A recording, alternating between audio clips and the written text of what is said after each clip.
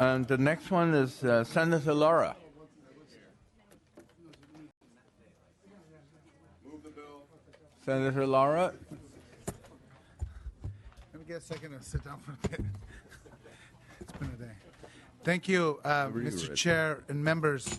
SB 524 will define private and public youth treatment facilities and require them to obtain a license from the Department of Social Services to ensure a youth health, safety, and their rights are protected. Over the past decades, hundreds of facilities have been established nationally for youth with emotional or behavioral problems nationwide and abroad. We have also seen the proliferation of camps that claim to scare the gay or cure your homosexuality. Trust me, members, I've been scared many times in my life, and I can guarantee that I am still proudly gay. I was never scared away. We have identified about a dozen of these private facilities and several publicly funded boot camps currently operating in California, but there could be more. These institutions exist across the state and provide services in the range of settings from residential boarding schools to military-style academies and boot camps. Parents often take their children to private youth treatment facilities looking for help. Most of them have no idea that many of these facilities have a history of abuse and that there is no oversight or standards of care. Institutions that receive state funding are required to be licensed by the state. However, children sent by their parents or guardians to participate in private programs do not experience the same protections. Tragically, many young people have experienced horrendous abuse, neglect, and even death at these unregulated institutions. SB 524 would require private and public residential facilities to meet basic standards of care and ensure essential health and safety standards are met for our youth living in these institutions. And we'll allow 3 witnesses. Will everybody want to start? Good afternoon, and thank you for giving me the opportunity to share my story. My name is Rebecca Lopez. I am 19 years old, and I live in North Hollywood, California. I got sent away for 6 months to a boarding school formerly known as Julian Youth Academy, operating as Riverview Christian Academy, located in Whitmore, California. Late at night, 2 strangers entered my room stating that they were cops and I needed to follow them to the station, which was a lie. My mom wasn't really happy of the fact that I was gay. She didn't know what to do. She thought she was getting me help by sending me away from my girlfriend. The staff knew I was gay. They put me on something called no-touch therapy, which meant I couldn't touch or be touched by anyone or else I would get in trouble for it. It never made sense to me because why I was put on no touch. I've never been a really touchy person. To this day, if somebody reaches over without me realizing, I have the urge to pull away because I feel that I'm doing something wrong. As far as I'm aware, there is no licensed health care staff there. The first week I arrived, I was having stomach problems. I was served undercooked eggs 3 times in a row, and all 3 times I threw up. I was not taken to the doctor, but one staff jokingly asked me if I was pregnant in front of a table full of girls. I was forced to work in the kitchen and accidentally sliced 4 of my fingers open. Again, I was not taken to the doctor. I was given limited first aid. The wound wasn't cleaned properly, so I had to walk around with my hand reeking of tuna. I still have a scar because of the insufficient care I received at the time. On another occasion, I woke up with my eyes swollen so bad my vision was blurry. They told me to ice it, but the swelling didn't go down for about 2 weeks. It took over a month for them to finally take me to the doctors after the swelling had gone down already. This was not an isolated incident, but part of the pattern of cutting students off from the outside world and denying necessary medical care. In addition, none of the schoolwork I did there transferred, and I'm still in the process of finishing up school. This bill would protect the rights and health of students at these schools. Thank you for your time. Thank you. Thank you. Good afternoon. My name is Amanda Wallner, and I'm with the Los Angeles LGBT Center, and we're pleased to co-sponsor this bill with Senator Lara. Unregulated youth treatment facilities here in California and across the country claim to treat a whole host of problems. They advertise solutions for youth suffering from substance abuse, depression, eating disorders, or autism, despite having no specific treatment plans and operating without a license to treat these disorders. Furthermore, some facilities claim to be able to change a youth's sexual orientation or gender identity. California's ban on reparative therapy prevents licensed counselors from practicing therapies that claim to change a young person's sexual orientation. However, practices such as shaming youth for their sexual orientation or gender identity, preaching at them to change who they are, and preventing them from looking at, talking to, or touching members of the same sex are still alive and well in unregulated residential facilities across the country. We've spoken with survivors who were singled out at these programs as a result of their sexual orientation or gender identity, a lesbian who was made to wear a bow in her hair to look more feminine at the program, and LGBT students who were told that they were never to mention their sexual orientation at the school or else they would be punished. This bill would forbid discrimination against LGBT students and require cultural competency training for staff. And for young people who are referred to these programs for serious behavioral, mental health, or substance use issues, we must ensure that they're receiving appropriate and effective treatment. Any facility claiming to treat substance use should be licensed to do so, which this bill would also require. The unregulated therapies currently offered by unregulated residential facilities can result in lifelong trauma for youth who graduate from these programs. The requirements included in this bill are all reasonable, common sense protections to keep our youth safe. Ensuring access to medical care, which you've heard is a problem here in California, ensuring access to healthy and adequate food, the ability to access a phone to call their parents or report abuse without a staff person listening in, to be free of corporal punishment, and to be in the care of trained, culturally competent staff. I thank you for your time, and I hope that you will support this bill. Thank you very much. Thank you, Mr. Chairman and members. Alice Kessler on behalf of Equality California, and we strongly support this bill. California was the first state in the country to prohibit so-called conversion therapy. Several states have followed our lead, and there's federal legislation pending now, but of course there's always more work to do, and this bill's a great follow-up to the work we did in California, and there's really no other way I can think of to describe some of the things that have been expressed as child abuse, and it's important that the state step in and make sure we protect these kids. So thank you to Senator Lara for his leadership, and we urge your support. Great. Thank you very much. Any additional witnesses to support, please state your name and affiliation, please. Danielle Molay, California Alliance of Child and Family Services, representing 115 foster care and children's mental health organizations who are not only licensed under the Community Care Licensing Act, but also nationally accredited. Thank you. Mariah Watson on behalf of the American Civil Liberties Union of California, and we're in support. Thank you. Matthew Gallagher on behalf of Mental Health America of Northern California, also in strong support. Thank you. Thank you. Chelsea Filer on behalf of SIA, Survivors of Institutional Abuse, and the co-sponsor of this bill. We strongly support this bill. Also on behalf of WA survivors and Paul Morantz, a lawyer who has been litigating this against this industry for 30 years, also sends his support. Thank you very much. All right. Thank you. Angelique Rochelle. I'm a special ed teacher for Mount Diablo Unified and a survivor. I strongly support this bill. Thank you. Thank you. Rebecca Schulmeister, survivor, support. Thank you. Tanya Sadler, survivor, support. Thank you. Chris Richenmaker, survivor, and I'm in support of this bill. Great. Thank you very much. Thank you. And any opposition? Any people in opposition? Please come forward. Seeing none. Any questions and comments from the members?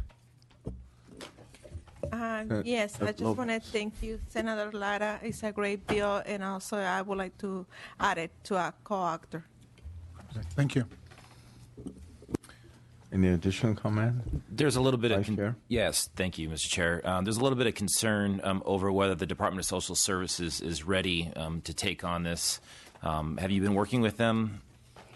Yes, we have been working with them since the inception of this bill, and the current language of the bill reflects some of their concerns they had. So we're working with them closely. And they're comfortable with the bill as it's written? I mean, according to staff, it's still work in progress. We continue to work with them through the process. And you are going to continue to keep working with them? Absolutely. I'll move the bill. Great. Thank you. This bill has already been moved, and a second. All right, great. Thank you very much. Senator, do you want to close? Thank you, members. I'm sorry. Senator, thank you for the bill. This issue is within a wheelhouse of an issue area that I've worked quite extensively on within community care facilities and the regulation of those community care facilities. And I just want to make sure that moving forward, when we deal with the Department of Social Services, one of the issues has been the regulation in terms of unannounced annual visits to these facilities, trying to get them to be annual as opposed to where they are right now, which is once every 5 years. And if you needed any help, there's a great bill that's in Senate Appropriations that deals with that issue. All right. Great. I'll make sure to look at that. Mr. Thurman? Thank you, Mr. Chair. Thank you, Senator, for bringing this very important bill. I want to thank our witness, too, and the stakeholders for all the great work here. Thank you very much. My only question was just about how these organizations are funded, and I want to make sure that there's nothing that would give them a loophole to get around these really great regulations that are here. And so if a group says, we're 100% privately funded, we've got our own private board, does that give them, I appreciate that this says that they can't get the FFA rates and things of that nature, but if they, if the group tries to say, hey, we're privately funded, we get to get around that, does that give them a loophole to Senator Thurman, thank you. That's exactly what this bill does, is eliminates all loopholes, and it guarantees that all private facilities, regardless of who funds them or how they're funded, have the appropriate oversight and have the basic safety requirements that are required for public institutions of the similar nature, that they must adhere to the same thing. You always think of everything. Thank you, Senator. All right. Great. Senator, would you like to close? Thank you, members. I appreciate the discussion. I respectfully ask for aye vote. Great. All right, great. I also like to thank the witnesses. There was a young baby. I want to thank you very much for your patience. And I will be supporting the bill because this will ensure the health and safety of the youth participating in these type of programs throughout the state. So with that, Madam Secretary, would you please call the roll? Senate Bill 524 by Senator Lara. The motion would be due pass to the Appropriations Committee. Chu? Aye. Chu, aye. Mays? Aye. Mays, aye. Calderon? Aye. Calderon, aye. Lopez? Aye. Lopez, aye. Mainshine? Stone? Thurmond? Aye. Thurmond, aye. Bill has 5 votes. Great. It Thank passed. you. Thank you, Mr. Chair, members. We'll leave it open for the add-ons. And the last one, but not the least one, is from Senator Bell. Okay, and just be informed that Senator Bell will be here in a few minutes. And we have item 10 and item 1 that we can open for add-ons. On call? Oh, okay. We'll lift the call on item 1 and item 10. Item number 10, Senate Bill 792 by Senator Mendoza. Lopez? Aye. Lopez, aye. Mainshine? Stone. The bill has 4 votes. It's out. Okay. The vote is held for item number 10. And item number 1, AGR 22. Item number 1, AGR 22 by Assemblymember Mullen. Lopez? Aye. Lopez, aye. Mainshine? Stone. The bill has 4 votes. The bill is out. All right, great. Did I get a chance to vote it? No, absent. Oh, I'm sorry. Item number 1, AGR 22 by Assemblymember Mullen. Chu? Aye. Chu, aye. The bill has All right. 5 votes. Okay, great. Thank you.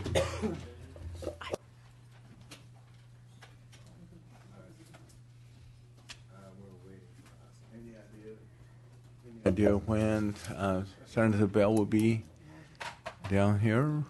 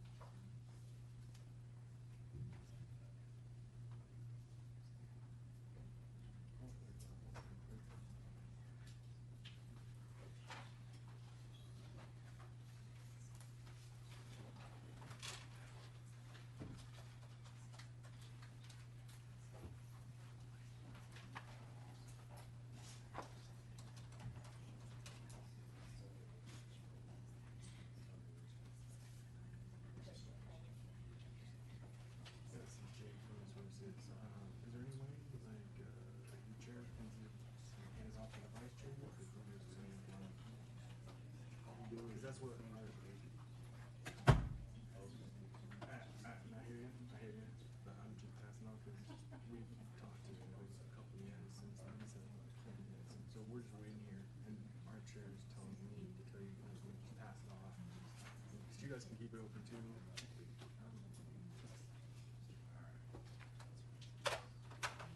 Supposedly he's walking. He's coming out.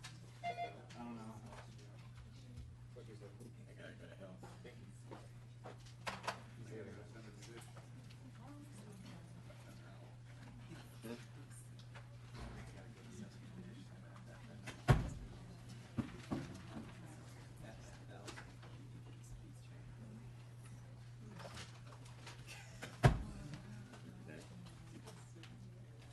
Yeah, I don't know any of these letters.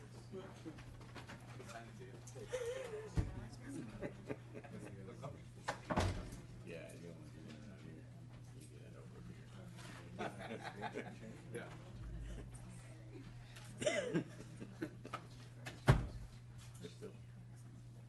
I have a couple pages. He's supposed to have back to you. But what happens, you practice it every night. Soul services. Like it. It's a nightmare, but I have both.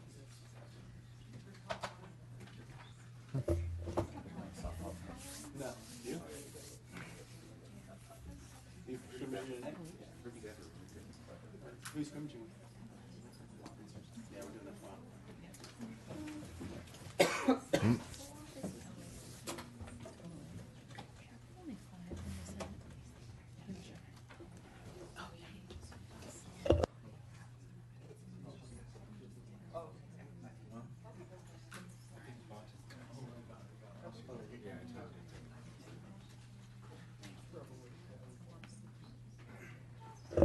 Anybody want to address the items not on the agenda? This is the opportunity. But I don't guarantee there will be enough attention from the committee. You can address the committee. Yeah. I just wanted to see, is there any way that I can sit and You can use that microphone. any possible way? Any possible way? After that. Yes? After? Okay, perfect, thank you. All right. Your share. Okay.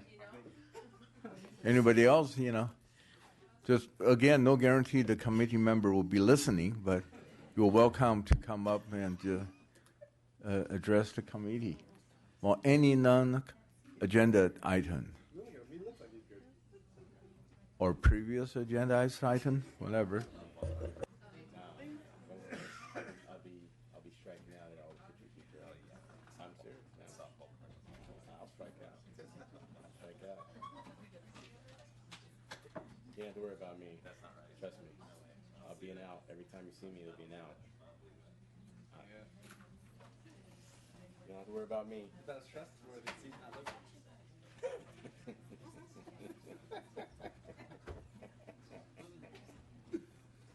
All's fair in softball.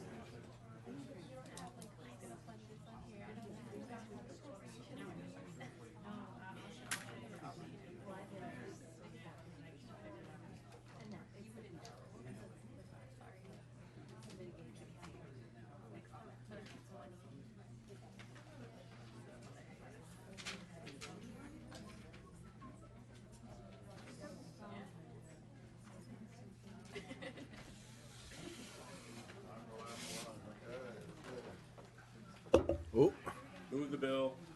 I heard Senator Bell just walk in.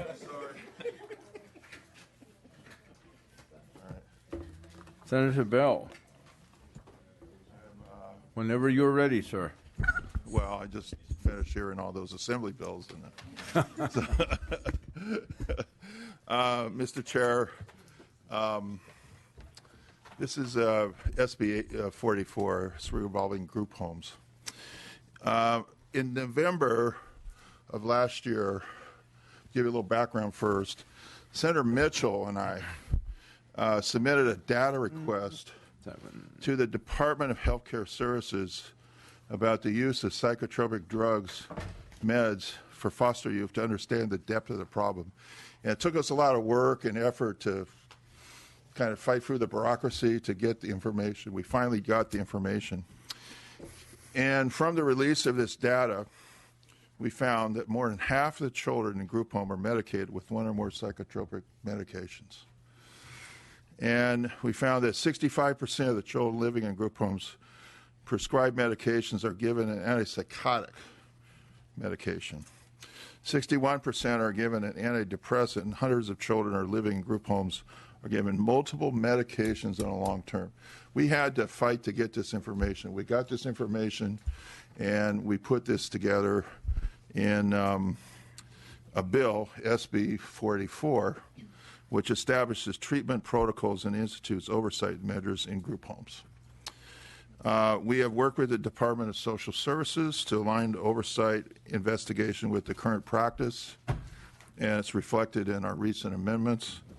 The bill's goal is to ensure that these potent drugs are used only when necessary. It will flag group homes that rely on psychotropic medications as the first line or only treatment. The bill also convenes the Foster Youth Ombudsman and stakeholders establish a methodology to identify those group homes that have a disproportionate high levels of unnecessary psychotropic drug use. And getting that information was tough. We got the information. It showed a real problem that needs to be addressed now. So we urge and I vote on this bill. We have some witnesses here. Great, thank you. Go ahead. Good afternoon. My name is Tisha Ortiz. I'm currently a student at Cal State East Bay where I'm majoring in computer engineering. I went into foster care at age 4 until I was 8. I re-entered when I was 12. At 14, I was placed in a group home where I began taking psychotropic medications. I developed severe PTSD from the time I had spent with my parents. At one point, while I was taking medications, I was on 4 different ones. This involved taking a total of 12 pills a day, 6 in the morning and 6 at night. As a result of taking these drugs, I experienced weight gain, an irregular heartbeat, and I failed classes because I couldn't stay awake when I'm normally an A and B student. I had twitches in my face, arm and back, and developed tunnel vision. My mouth would become so swollen I couldn't eat. I felt like a zombie. To this day, I still experience tunnel vision and at times feel spaced out, and I still get facial tics. These drugs were making me feel worse, not better. I wanted to stop, but the staff at the group home wouldn't let me. This made me angry, and that made the staff want to give me more medication to treat my anger. Eventually, I refused taking this medication, technically all of them. As a result, I was punished. They took away all my possessions. All I was allowed to have was the clothes on my back. They denied me food and any privileges like talking on the phone or going outside. When I would come home from school, they would lock me in an empty room until bedtime, trying to force me to take these strong, powerful drugs. They even sent me to a mental hospital. The mental hospital said I didn't belong there, and they refused to pick me up for weeks at a time. I went there a lot. I didn't even go to school sometimes. I eventually got kicked out from the group home. I was taken from my parents because of abuse and neglect, but I was put into a system that did just that. I faced a lot of trauma by the people who were supposed to look out for me in the system. Doctors, group homes, the staff, social workers. They didn't have my best interest in mind. This shouldn't happen to anyone. Group homes abuse psychotropic drugs to control behavior. What I needed and and other foster youth need is real therapy to address the trauma we have faced. I believe Senate Bill 484 will help stop abuse in group homes and help foster youth get the support we desperately need. This bill is not something we can push aside. Foster youth in group home are still facing this over-medication conflict. My friends who are still in the system need your help. Group homes use medication for their benefit, not to help children. We cannot deny children basic safety from these group homes whose common practice is to drug young children, just like in nursing homes, for the convenience of the staff. Please vote aye for 484 and help the most vulnerable children in California. Thank you. Thank you very much. We'll have one more testimony to support. Thank you. My name is Anna Johnson from the National Center for Youth Law, and I'm here to ask for your support. 10,000 foster children are prescribed psychotropic medications every year. Numerous investigations found that they're receiving too much and too long, and you heard that earlier with 253. This over-medication has led to an uncounted number of foster children who age out of our state care with lifelong disabilities that Tisha has mentioned, tremors, obesity, diabetes, high blood pressure, and other debilitating side effects that are cost of this type of chemical mistreatment. The risk for over-medication and extreme side effects are even higher, as Senator Bell has mentioned, in group home settings, with 56% of foster children being prescribed these medications. In group homes, children are supervised by staff who administer medications that they don't know anything about to children that they manage shift to shift. This dynamic, without the delivery or provision of special services or care tailored to each individual's child's need, is a recipe for maltreatment. And this dynamic means that children who need help and support in overcoming their trauma often experience more trauma and worsening symptoms that invite the administration of more drugs. Group homes are supposed to offer care and services for children who need it. Despite this significant investment from the state, there are a significant number of group homes where foster children are not receiving the adequate mental health services that the group homes say they will provide. We're not providing a safe and caring environment in many of those homes, and when kids act out, they're drugged against their will. This is not acceptable. Letting the status quo continue while we await reform of the group home system has allowed the situation to worsen over the past decade. Prescriptions have risen, and without this legislative mandate, the most egregious medication practices will affect more and more of our foster children. The state needs to play a more active role. As Senator Bell mentioned, we had to work hard just to get the information, and we'll need to work harder to change the status quo. We need to make sure that they're exiting group homes in a better place than when they entered, not worse. And the solution is simple. Monitor group homes to ensure they're providing the safe and appropriate treatments to the children that they have accepted and taken on that charge. SB 484 lays out the plan of oversight so that what happened to Tisha and many others is identified and replaced with better forms of care. Foster children need the eyes on the ground for this oversight to check on their health, safety, and well-being. And without this, the vital oversight, vulnerable populations will continue to suffer. We respectfully ask your aye vote. Great. Thank you very much. Any additional support? Please state your name and affiliation. Thank you. Michael Radigan on behalf of the Board of Supervisors, Santa Clara County, in support. D'Angelo Cortillo, former foster youth, in support. My name is Rochelle Trottenberg. I'm a former foster youth, and I know you'll hear a lot of opinions on this issue, but these are mostly paid opinions, and the only voice that speaks from the heart is foster youth voice. So I ask for your support for a vote on this. Matt Gallagher on behalf of Mental Health America of Northern California in strong support. Thank you. Janice Stillman with Legal Services for Prisoners with Children in strong support. Thank you. Hershon Velia from Legal Services for Prisoners with Children, also strong support. Thank you. Marcos Lucio, former foster youth, in strong support. Thank you. Leslie Heimov, Children's Law Center of California, in support. Thank you. Latoya Ramsey, National Association of Social Workers, California chapter, in support. Thank you. Virginia Corrigan, Youth Law Center. This bill will provide the necessary oversight and accountability to protect the more than 50% of child welfare youth in group homes that are taking psychotropic medication. So strong support. Thank you. Brandon Tartaglia with Disability Rights California, in support. Thank you. Precious Watson, former foster youth, strong support. Thank you. Jessica Haspel with Children Now, in support. Thank you. Bill Grimm with the state's expert panel on psychotropic medications on children and youth in foster care in strong support. Thank you. Shaniqua Harrington, former foster youth, in support.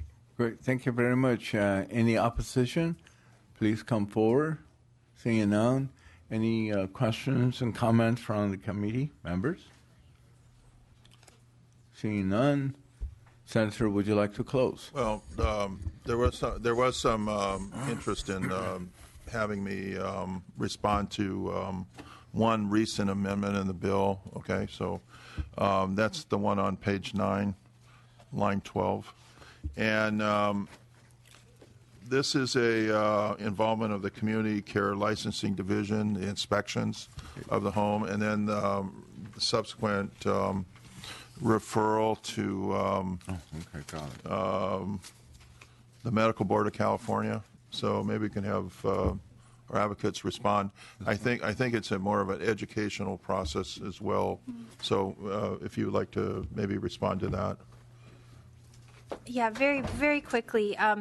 This provision of the bill came out of a technical assistant meeting with California Department of Social Services staff. They said, well, when we go into the homes, how do we know? What do we do if we find it's not the group home, but the prescriber that's contracted with the group home that seems to be behind the inappropriate practices? What do we do? And so we pointed out the already existing Business and Professions Code and the Medical Board, who is more trained and sort of our qualifying regulatory body for clinical decisions. So we said what you would do is what is currently in law is to make a complaint.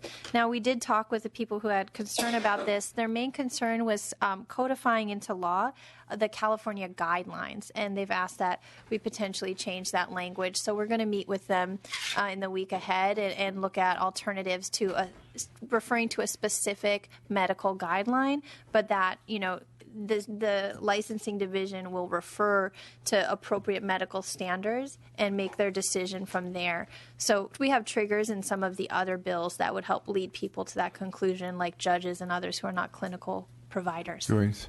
Thank you. I just wanted to address that publicly. So thank you. Thank you very much. Grace, thank you very much. And I will be supporting the bill because it addressed a real issue to some of our state's most vulnerable youth, those who are living in group homes. So with that, I'll ask Madam Secretary, please call the roll. SB 484 by Senator Bell. Motion is due pass to the Appropriations Committee. Chu? Aye. Chu, aye. Mays? Aye. Mays, aye. Calderon? Aye. Calderon, aye. Lopez? Aye. Lopez, aye. Mainshine? Stone? Aye. Stone, aye. Thurmond? Aye. Thurmond, aye. The bill's carried. Great. Senator, your bill's out. Thank you very much. Thank you. So at this point, we just okay. Well, we'll be waiting for another 10 minutes for Assembly Member Menshine, but any members wanted to add on, please come talk to the Secretary. No, we don't have anything on call, but just add on. Add on, they've all passed. It's not going to.